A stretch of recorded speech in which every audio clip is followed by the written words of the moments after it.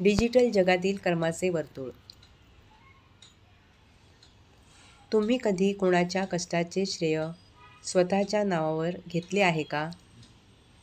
कारण कर्माचे चक्र फिरायला वेळ लागतो, पण ते फिरते नक्की.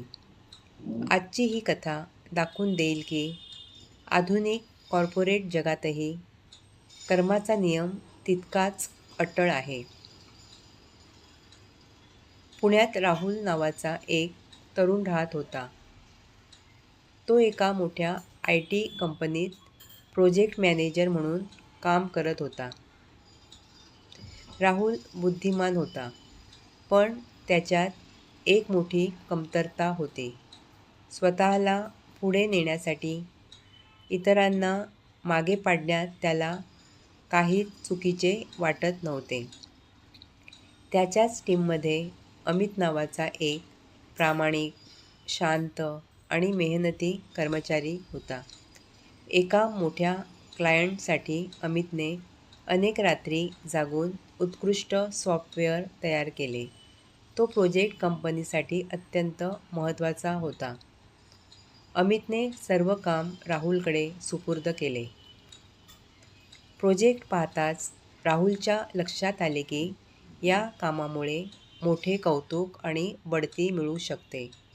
लोभाने त्याची बुद्धी झाकली. त्याने प्रेझेंटेशनमधून अमितचे नाव काढून टाकले आणि संपूर्ण प्रोजेक्ट स्वतःच्या नावाने कंपनीच्या CEO समोर सादर केला. राहुलचे भरभरून कौतुक झाले. त्याला मोठे प्रमोशन, भरघोस बोनस आणि प्रतिष्ठा मिळाली. मात्र ज्याने दिवस-रात्र मेहनत केली त्या अमितला एक साधे धन्यवाद देखील मिळाले नाही. जेव्हा अमितने याबद्दल विचारले तेव्हा राहुल हसत म्हणाला, "कॉर्पोरेट जगात असेच चालते. इथे टिकायचे असेल तर हुशारी लागते." अमितला खूप वाईट वाटले,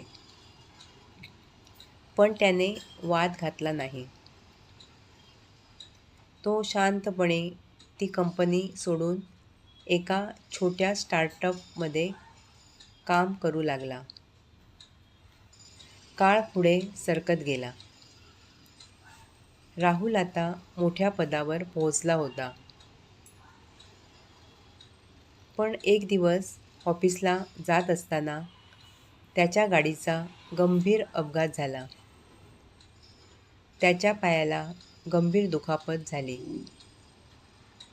शस्त्रक्रिया आणि उपचारांमुळे त्याला तब्बल 3 महिने ऑफिसपासून दूर राहावे लागले. याच काळात इतिहासाने स्वतःची पुनरावृत्ती केली. राहुलच्या हाताखाली काम करणाऱ्या एका कर्मचाऱ्याने राहुलचे जुने प्रोजेक्ट्स स्वतःच्या नावावर करून घेतले.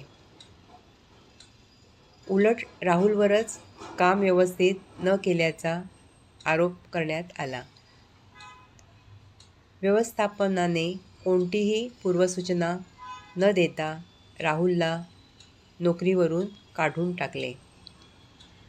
नोकरी गेली. आरोग्य बिघडले. आर्थिक संकट आले. त्याने अनेक ठिकाणी अर्ज केले, पण मंदी आणि खराब प्रतिमेमुळे त्याला कुठेच संधी मिळाली नाही. शेवटी एका वेगाने वाढणाऱ्या टेक कंपनीत मुलाखतीची संधी मिळाली. पहिले 2 राऊंड त्याने यशस्वीरित्या पूर्ण केले.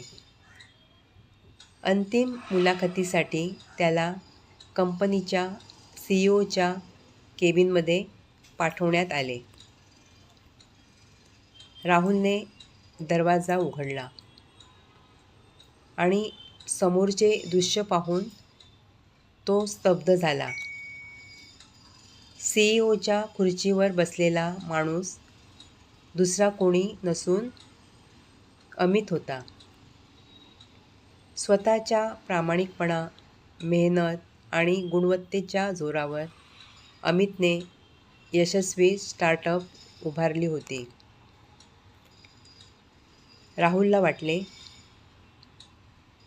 आज माझा अपमान होणार. तो खाली मान घालून उभा राहिला.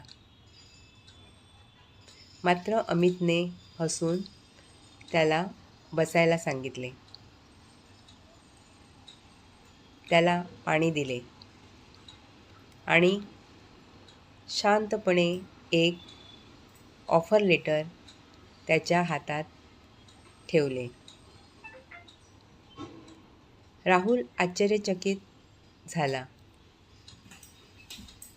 तो भावूक होऊन म्हणाला, अमित, मी तुझा विश्वासघात केला, तुझ्या कष्टाचे श्रेय चोरले, तरीही तू मला नोकरी देत आहेस?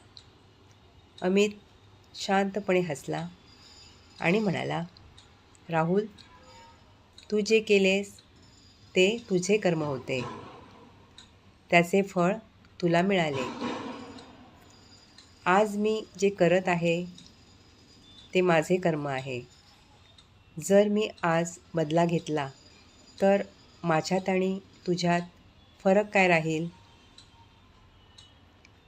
मला फक्त माझे कर्म चांगले ठेवायचे आहे. त्या क्षणी राहुलच्या डोळ्यात अश्रू आले. त्याला समजले, कर्माचे चक्र उशिरा फिरले तरी ते कधीच थांबत नाही.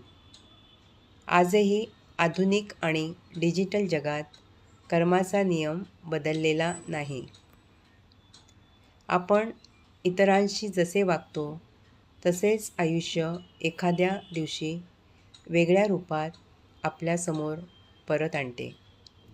म्हणून यश मिळवण्यापेक्षा चांगले कर्म कमावणे अधिक महत्त्वाचे आहे. तुम्हाला कथा आवडली असेल तर कृपया चॅनेल सबस्क्राईब करा, बेल आयकॉन दाबा, त्यामुळे नवीन कथा तुम्हाला मिळत राहतील. आणि कॉमेंटमध्ये नक्की सांगा तुम्हाला ही कथा कशी वाटली. कुटुंबीय आणि मित्रांसोबत शेअर करायला विसरू नका. धन्यवाद.